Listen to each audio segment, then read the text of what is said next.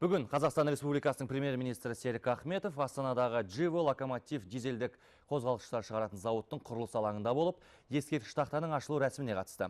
Аталған зауыт 2014 жылдың желтоқсанында пайдалануға беріледі деп жоспарлануда.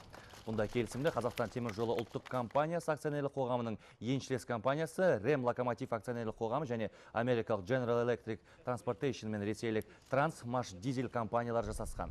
Қазақстанда қозғалғыш өндірісінде отандық үлесті көбейту көзделген. 2015 жылы қазақстандық үлес 8% болса, 2020 жылы оны 51%-ға жеткізу жоспарлануда.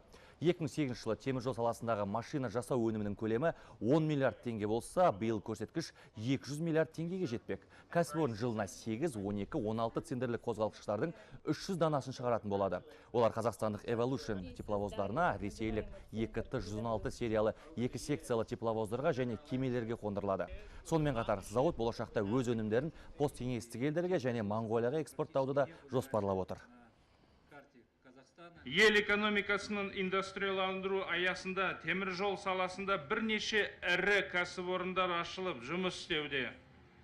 Бүгінгі жаңа зауыттың құрылысы да еліміздің өнеркәсіп саласының дамуына, жаңа жұмыс орындарының ашылуына, еңбек өнімділігінің артуына тың серпін береді екенін сенімдіміз.